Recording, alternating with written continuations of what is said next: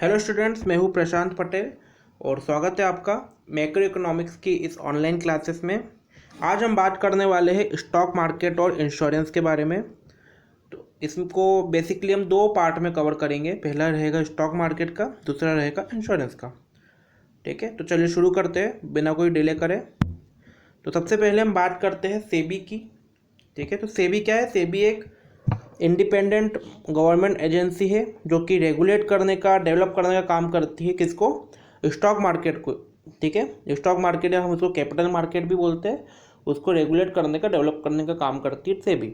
ठीक है, सेबी का फुल फॉर्म क्या होता है? सेबी का फुल फॉर्म होता है securities and exchange board of India. अगर आपको नहीं पता हो तो इसको लिख लो कहीं पर। सेबी का फुल फॉर्म होता है securities and exchange board of India. ठीक है, इंडिया में स्टॉक मार्केट से रिलेटेड जो भी काम होते हैं वो सारे काम सेबी की परमिशन के बिना नहीं हो सकते। ठीक है, अगर कुछ भी होगा, पत्ता भी हिलेगा अगर स्टॉक मार्केट का, तो सेबी के बिना नहीं हिल पाएगा। ठीक है, अगर आपको स्टॉक मार्केट में आपकी कंपनी लिस्टेड करनी तो भी आपको सेबी की परमिशन लेनी पड़ेगी। उससे रिलेटेड कोई काम करना है तो भी आपको सेबी की परमिशन लेनी पड़ेगी। हर चीज़ में सेबी की परमिशन लगती है। ठीक है, ये 1988 में इस्टेब्लिश हुआ as a non statutory body. और क्यों एस्टेब्लिश हुआ है, क्या ज़रूरत पड़ी इसको एस्टेब्लिश करने की? स्टॉक मार्केट को रेगुलेट करने के लिए इसको एस्टेब्लिश करने की ज़रूरत पड़ी। ठीक है, ये एक ऑटोनोमस बॉडी बन गई 1992 में। ऑटोनोमस बॉडी मतलब और ज़्यादा पावरफुल हो गई है ये। और कब हुई? 1992 में। याद करो 1991 का साल, जिस साल एक क्रांतिकारी रिफॉर्म आया था, LPG reform, liberalisation, privatisation, globalisation का रिफॉर्म आया था। उस साल ये एक ऑटोनोमस बॉडी बनी सेबी एक्ट 1992 के पास होने के बाद। ठीक है, आगे बढ़ते सेबी के ऑब्जेक्टिव्स के बारे में बात करते हैं। तो उसके पहला ऑब्जेक्टिव है कि जो भी इन्वेस्टर्स होते हैं जो कि स्टॉक मार्केट में, कैपिटल मार्केट में इन्वेस्ट करते हैं। आपको एक माइंड में क्वेश्चन आ रहा होगा कि स्टॉक मार्केट, कैपिटल मार्केट में दो चीज़ें बोल रहा हूँ। ठीक है, तो इनमें डिफरेंस क्या है तो वो देखेंगे अभी हम आगे, है ना। स्टॉक मार्केट क्या होता है, कैपिटल मार्केट क्या होता है, प्राइमरी मार्केट क्या होता है, सेकेंडरी मार्केट क्या होता है, सारे टाइप के मार्केट्स के बारे में हम एक एक करके डिस्कस करेंगे। ठीक है, तो अभी अगर डाउट आ रहा है आपको ये, तो ये अच्छी बात है कि कम से कम आपके दिमाग में कुछ कुछ चीज़ें चलने लगी है। ठीक है, बाकी स्टॉक मार्केट में काम कैसे करते हैं उसके लिए मैं एक पूरा सीरीज बना रहा हूँ वीडियोस की। तो उससे आपको पूरा नॉलेज होगा कि आप अगर शेयर बाजार में आपको काम करना है, स्टॉक मार्केट को ही शेयर बाजार भी बोलते हैं, उसी को इक्विटी मार्केट भी बोलते हैं। ठीक है, अगर आपको उसमें काम करना है तो कैसे करा जाता है, उसके लिए मैं एक सीरीज बनाऊंगा जो कि आपको पूरा ट्रेनिंग देने का काम करेगा। ठीक है, तो उसमें हम पूरा लाइव देखेंगे मार्केट को चलते हुए। तो उसके लिए पूरा अलग सीरीज है। अभी आपके सिलेबस में सिर्फ स्टॉक मार्केट से रिलेटेड एक टॉपिक है, तो अभी अपन सिर्फ उस पर ही स्टिक करेंगे।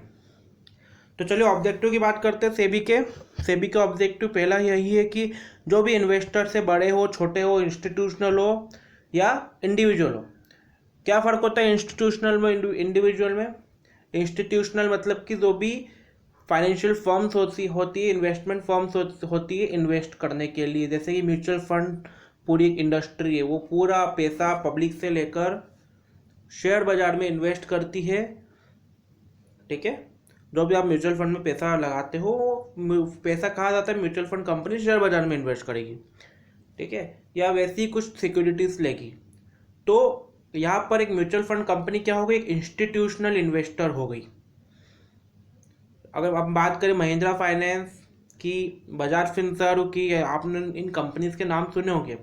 अगर ये भी जाकर इन्वेस्ट करती तो ये भी एक इंस्टीट्यूशनल इन्वेस्टर होगी। ठीक है, तो ऐसे सारे इन्वेस्टर, चाहे वो छोटे से छोटा इन्वेस्टर हो, आपके जैसा अगर आपने अभी शुरू करा, आप 100 रुपये लेकर मार्केट में उतरते हो, तो आपके भी इंटरेस्ट को उतना ही प्रोटेक्ट करेगी जितना कि वो एक बड़ी कंपनी के।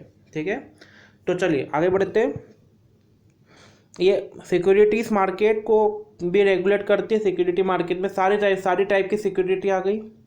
ठीक है, और ये इंश्योर करती है कि जो भी वर्क कर रहे इशूअर, सर्टिफिकेट, सिक्योरिटीज़ के इशूअर्स, ठीक है, मतलब कि जो लोग उन सिक्योरिटी को इश्यू करते हैं। जैसे कि अगर शेयर्स की बात करें तो शेयर्स जिन भी कंपनियों के, मान लो कि एसबीआई के शेयर है, किसने इशू करे होंगे? वो एसबीआई ने करे होंगे। तो वो ये इंश्योर करती है कि एसबीआई सही तरीके से उनको इशू करे। अभी रिसेंटली एक आईपीओ आया था डी मार्ट का, जिसको हम बोलते हैं एवेन्यू सुपर मार्ट। अगर स्टॉक मार्केट की लैंग्वेज में डी मार्ट कोई जानता ही नहीं है, सब जानते हैं एवेन्यू सुपर मार्ट के नाम से, ठीक है। तो उसका आईपीओ आया था, तो सही तरीके से मार्केट में आ पाए, तो उसको भी प्रोटेक्ट करने का काम सेबी ही करता है। उसके अलावा बहुत सारे इंटरमीडिएरीज होते हैं स्टॉक मार्केट में, जैसे कि ब्रोकर्स हुआ, मर्चेंट बैंकर्स हुए, और भी बहुत सारे इंटरमीडिएरीज होते हैं। तो वो इफ़िशिएंट सर्विस दे पाए, इफ़ेक्टिव सर्विस दे पाए, और किसी टाइप की अपने क्लाइंट्स के साथ धोखाधड़ी ना करे, तो उसके लिए भी सेबी वर्क करता है। अगर इनमें से कोई आपके साथ में धोखा करता है तो आप सीधे डायरेक्ट आप फिर सेबी के पास में जा सकते हैं, ठीक है। जैसे कि फॉर एग्जांपल अगर इंदौर की बात करें तो इंदौर में अराउंड 500 से ज़्यादा एडवाइजरी फर्म्स है, जो कि स्टॉक मार्केट में इन्वेस्ट करने के नाम पे टिप्स देती है, ठीक है। तो सेबी ये इंश्योर करती है कि क्या वो टिप्स सही से दे रहे हैं, क्या उनके पास में वो लाइसेंस है जिनकी उनको ज़रूरत है, ठीक है। क्या उनके पास जो लोग उन्होंने काम पर रखे हुए हैं वो इतने एफिशिएंट है कि वो किसी को भी टिप्स दे सकते हैं। क्या उन्होंने जो डेटा कलेक्ट करा है लोगों के कॉन्टैक्ट नंबर्स का, वो डेटा उन्होंने सही तरीके से उन्होंने इथिकल प्रैक्टिस के द्वारा कलेक्ट करा है। वो सारी चीज़ों को इंश्योर करने का काम सेबी करता है। और अगर इनमें से एक भी गड़बड़ पाई जाती है तो सेबी सीधे सीधे उन कंपनीज को बंद कर सकता है। बेस्ट एग्जांपल है इसका सहारा। आप कभी सहारा का केस पढ़िए, सुब्रत रॉय की एक तरह से सेबी के साथ ही एक टक्कर हो गई थी, ठीक है। सहारा के तो हेड थे सुब्रत रॉय, उन्होंने कुछ फंड कलेक्ट करा था बिना सेबी की परमिशन के, और फंड छोटा मोटा नहीं तो 20,000 करोड़ का फंड था वो, ठीक है। और उन्होंने पब्लिक से कलेक्ट करा था, करीब 2.2 करोड़ इन्वेस्टर्स से, बिना सेबी की परमिशन के। तो सेबी ने क्या करा, डायरेक्ट उनके ऊपर केस कर दिया, और अल्टीमेटली सुब्रत रॉय को 7 साल की जेल हुई, और अभी वो रिसेंटली 2-3 साल पहले ही जेल से बाहर आए हैं। तो सेबी इतनी पावरफुल है कि सुब्रत रॉय जैसे इंडियन टाइकून को भी वो अंदर कर सकती है। तो ये सब था सेबी के बारे में, उसके ऑब्जेक्टिव के बारे में। आई होप आपको अच्छे से समझ में आ गया होगा। अब थोड़ा सा आगे बढ़ते हैं। अब हम बात करेंगे सिक्योरिटी मार्केट की। तो सिक्योरिटी मार्केट क्या होता है? सिक्योरिटी मार्केट बेसिकली देखो, 2 टाइप के मार्केट होते हैं। अगर हम फाइनेंशियल टर्म्स में फाइनेंशियल मार्केट के बारे में बात करें तो एक होता है मनी मार्केट, एक होता है सिक्योरिटी मार्केट। अगर कोई भी सिक्योरिटी इशू करी जाती है 1 साल से कम पीरियड के लिए तो वो मनी मार्केट में इशू करी जाती है। अगर लॉन्ग टर्म सिक्योरिटीज इशू करी जाती है जो कि 1 साल से ज़्यादा के पीरियड के लिए रहती है, 1 साल से लेके तो इन्फिनिटी तक, ठीक है, तो वो सब आती है किसमें? वो आती है कैपिटल मार्केट में। उसी को हम सिक्योरिटी मार्केट भी बोलते हैं, ठीक है। इसके अंदर कौन कौन से इंस्ट्रूमेंट्स इशू कर सकते हैं? शेयर्स को हम इशू कर सकते हैं, उसके अलावा बॉन्ड्स, डिवेंचर्स, म्यूचुअल फंड्स, और भी बहुत सारी अलग अलग सिक्योरिटीज़ को हम इशू कर सकते हैं। जैसे कि अपन हमारे होते हैं ETF होते हैं, एम्प्लॉय ट्रेडेड बॉन्ड्स होते हैं, इक्विटी लिंक्ड सेविंग स्कीम्स होती है, उन सभी को हम इसके अंदर इशू कर सकते हैं। और इन सभी को कंबाइंडली क्या बोलते हैं? इन सभी को कंबाइंडली बोलते हैं सिक्योरिटी मार्केट। आई होप आपको समझ में आया होगा। आगे बढ़ते हैं। अब बात करते हैं प्राइमरी मार्केट और सेकेंडरी मार्केट क्या होता है। देखो ये आप पूरा रीड कर लेना, ठीक है, पर मैं आपको सिर्फ एक छोटे से 2 लाइन में इनके बीच का एक डिफरेंस बताता हूँ। प्राइमरी मार्केट, मान लो कि कोई इश्यूअर है, इश्यूअर मतलब कि मान लो कोई कंपनी उसको शेयर्स इशू करने हैं, तो एज एन इन्वेस्टर मुझे शेयर्स परचेज करने हैं, तो अगर मैं डायरेक्ट तो कंपनी से जाके अगर मैं लूँगा शेयर, तो ये होगा, मैं कहाँ पर कौन से मार्केट में ले सकता हूँ? मैं प्राइमरी मार्केट में ले सकता हूँ मैं। अब मैंने शेयर्स परचेज कर लिया, मुझे किसी और को मेरे को ज़रूरत नहीं है, मैंने किसी और को बेच दूंगा शेयर्स, तो मैं तो अदर्स लोगों को बेचूंगा वो दूसरी कंपनी के शेयर, उसको मैं बोलूँगा सेकेंडरी मार्केट में बेचूंगा, ठीक है। मतलब कि मैं प्राइमरी मार्केट में डायरेक्ट इश्यूअर से मैं शेयर खरीद सकता हूँ, शेयर या कोई भी सिक्योरिटी में इश्यूअर से खरीद सकता हूँ, जबकि सेकेंडरी मार्केट में उन सिक्योरिटीज़ का मैं ट्रेडिंग कर सकता हूँ, बाइंग सेलिंग कर सकता हूँ किसी और के साथ में।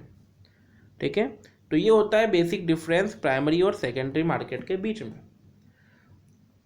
एक और फ़र्क है, प्राइमरी मार्केट में प्राइमरी मार्केट की विंडो कुछ लिमिटेड टाइम के लिए ही खुलती है। जैसे कि अगर मुझे किसी भी कंपनी का शेयर लेना है तो कंपनी उसके लिए आईपीओ इशू करती है, आईपीओ प्राइमरी मार्केट में इशू करती हो। ठीक है, और वो आईपीओ लिमिटेड टाइम के लिए इशू करती है, 8 दिन 10 दिन 15 दिन के लिए मैक्सिमम। तो उस टाइम पर ही मैं उस कंपनी के शेयर्स खरीद सकता हूँ डायरेक्ट उस कंपनी से। जबकि सेकेंडरी मार्केट में मैं कभी भी जा सकता हूँ, कभी भी एंटर कर सकता हूँ, कभी भी एग्जिट कर सकता हूँ, उसका कोई टाइम लिमिट नहीं है। हाँ, सैटरडे संडे को ऑफ रहता है मार्केट का, तो सैटरडे संडे को परचेसिंग नहीं होती है। ठीक है, सिर्फ वर्किंग आवर्स में, वर्किंग डेज में मैं कभी भी उसमें जाके परचेस कर सकता हूँ, बाइंग सेलिंग कर सकता हूँ। बाकी ये सब चीज़ें आपके नोट्स के लिए, आप इनको पढ़िए आराम से। आगे बढ़ते हैं। अब बात करते हैं स्टॉक एक्सचेंज क्या होता है। तो स्टॉक एक्सचेंज मतलब कि एक इंस्टीट्यूशनलाइज्ड सेटअप है जहाँ पर सिक्योरिटीज़ के बाइंग सेलिंग होती है। एक तरह से मार्केट शॉपिंग मॉल टाइप बना हुआ है ये। ठीक है, जहाँ पर हम अलग अलग सिक्योरिटीज़ को बाय कर सकते हैं, सेल कर सकते हैं। हालांकि शॉपिंग मॉल दिखता नहीं क्योंकि वर्चुअली रहता है, ये वर्चुअली चलता है, आपके मोबाइल में भी चल सकता है, आप उसकी वेबसाइट के थ्रू जाकर भी आप परचेज कर सकते हो, सेल कर सकते हो। ठीक है, पर ऐसे इंडिया में मेन 2 स्टॉक एक्सचेंज है, नेशनल स्टॉक एक्सचेंज और बॉम्बे स्टॉक एक्सचेंज, जिसको हम BSE NSE बोलते हैं। ठीक है, इन स्टॉक एक्सचेंज में क्या होता है, इन स्टॉक एक्सचेंज में सिक्योरिटीज़ की बाइंग सेलिंग होती है, मतलब कि स्टॉक से एक्सचेंज होता है एक तरह से बोल सकते हैं। चलिए आगे बढ़ते हैं। स्टॉक मार्केट क्या होता है, ये वही पूरा मीनिंग लिखा हुआ है इसके अंदर, आपकी बाइंग सेलिंग होती है। ठीक है, इसके अंदर भी अलग अलग टाइप के होते हैं, प्राइमरी मार्केट होता है, सेकेंडरी मार्केट होता है, उनका बीच का डिफरेंस हम देख ही चुके हैं, तो आप इनको रीड करिए। बाकी ऐसा समझाने देते एज ए इसमें कुछ भी नहीं है। ठीक है, फंक्शंस की बात करें स्टॉक मार्केट की, तो पहला होता है कि लिक्विडिटी इंश्योर करता है। मान लो कि मैंने इश्योर से कुछ शेयर्स खरीद लिए पर मुझे आज ही बेचने हैं, तो मैं इश्योर के पास बार बार नहीं जा सकता, तो मैं किसी को भी स्टॉक एक्सचेंज में जाकर इजीली वो शेयर सेल कर सकता हूँ मैं। ठीक है, तो ये इंश्योर करता है कि लिक्विडिटी हमेशा बनी रहे मेरे पास में। दूसरा कि कोई भी कंपनी ने अगर अपने शेयर्स को इशू करा है तो उसकी सही तरीके से वैल्यूएशन कर सकते हैं। फॉर एग्जांपल अगर हम बात करें डीमार्ट के शेयर्स की, तो डीमार्ट के शेयर्स जब वो स्टॉक एक्सचेंज में लिस्टेड हुए उसके पहले पर शेयर प्राइस मानी जाती थी 300 रुपीज़, बल्कि 295 रुपीज़ पर शेयर प्राइस मानी जाती थी। पर जैसे ही डीमार्ट का शेयर मार्केट को हिट करा उसके शेयर्स की प्राइस हो गई 700 रुपीज़। मतलब कि डीमार्ट के ऑनर ने जो उसकी कंपनी की वैल्यूएशन करी थी, पब्लिक ने, लोगों ने उसी कंपनी की वैल्यूएशन डबल कर दी एकदम से। मतलब कि ये सब बोला गया कि हमारे दमानी करके उनके ऑनर, उन्होंने जितना पूरी लाइफ टाइम में उन्होंने कमाया स्टॉक मार्केट ने एक दिन में उनको उनकी प्रॉपर्टी को डबल कर दिया। ठीक है, तो ये राइट वैल्यूएशन का काम करता है सिक्योरिटी का। ठीक है, दूसरा इन्वेस्टर्स के को प्रोटेक्ट करता है स्टॉक मार्केट, कि उनके साथ में उनसे कोई ज़्यादा पैसों में नहीं खरीद लिया, कोई कम पैसों में उनको बेचना, सेम में उनसे नहीं खरीद ले, तो इस चीज़ को वो पूरा प्रोटेक्ट करता है। जो भी पब्लिक सेविंग है आप पब्लिक के अकाउंट में है, वो पूरी पब्लिक सेविंग को लोग चाहे तो स्टॉक मार्केट में लगाकर इन्वेस्ट कर सकते हैं। तो एक तरह से पब्लिक, क्योंकि देखो सेविंग में मतलब कि पैसा आइडल पड़ा हुआ है। हमने एक पिछले यूनिट में ही कंसेप्ट पढ़ा हमने, वेलोसिटी ऑफ सर्कुलेशन का, मनी की सर्कुलेशन का, अपने मनी की वेलोसिटी का कंसेप्ट पढ़ा हमने। ठीक है, जिसमें हमने देखा कि मनी जब one hand to other hand आती है तो कितनी बार वो हैंड एक्सचेंज करती है, वो होता है उसका वेलोसिटी। ठीक है, और अगर एक बार हमने कुछ पैसा सेविंग में डाल दिया तो उसकी एक तरह से वेलोसिटी रुक गई है, उसकी एक्सचेंज की रेट रुक गई है उसकी, है ना। तो आपने जो भी पैसा सेविंग में डाला है वो पैसा ऐसा कैसा आप मार्केट में लगाओगे तो उससे उसकी वेलोसिटी बनी रहेगी, तो उससे इकोनॉमी चलती रहेगी।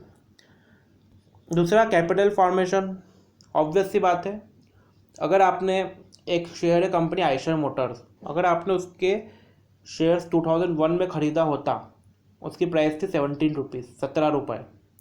आज उसकी प्राइस है 13,000 रुपीज़।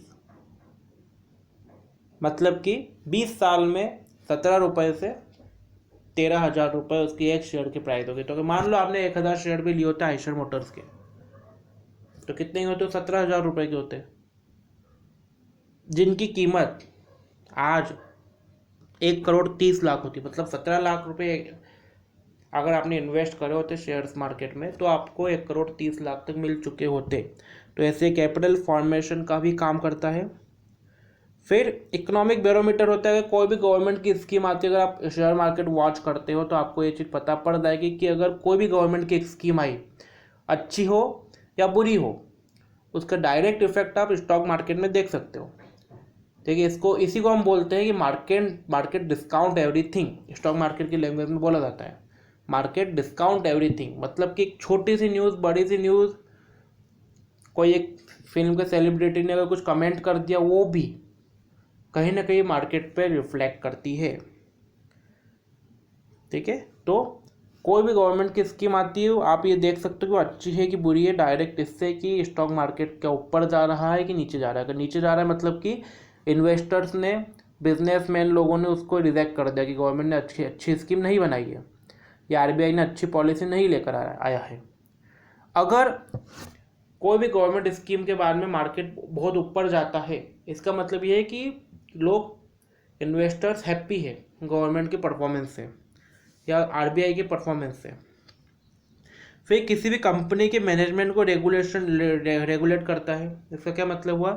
देखो, सेबी ने अगर आपकी कंपनी को आपको स्टॉक मार्केट में लिस्ट करना है, आप चाहते हैं कि लोग स्टॉक मार्केट में आपकी कंपनी के शेयर्स की बाइंग सेलिंग करें, तो उसके लिए सिंपल सा फंडा है कि आपको अपने सारे बुक्स ऑफ अकाउंट्स, सारे रिकॉर्ड्स आपको सेबी के नॉर्म्स के अनुसार रखने पड़ेंगे, जिससे कि सारे इन्वेस्टर्स रेगुलरली जाकर उनको चेक कर सके आपकी कंपनी के परफॉर्मेंस को। आपको जो भी न्यूज़ आती है, आपकी कंपनी में एक्टिविटी होती है, उसको आपको डिस्क्लोज करना पड़ेगा, ट्रांसपेरेंसी मेंटेन करनी पड़ेगी सेबी के साथ में। भले से अच्छी न्यूज़ हो या बुरी न्यूज़ हो, आप उसको छुपा नहीं सकते। अगर ऐसा छुपाओगे आप तो आप जेल जाओगे या फिर आपकी कंपनी को बैन कर दिया जाएगा स्टॉक मार्केट से। ठीक है, तो यहाँ पर क्या होता है कि यहाँ पर एक तरह से कंपनियों के मैनेजमेंट को भी रेगुलेट करता है सेबी। ठीक है, तो आज के लेक्चर के लिए इतना ही। हमने फंक्शन ऑफ स्टॉक मार्केट तक पढ़ा। नेक्स्ट लेक्चर में इसके आगे देखेंगे हम। तो अगले लेक्चर तक के लिए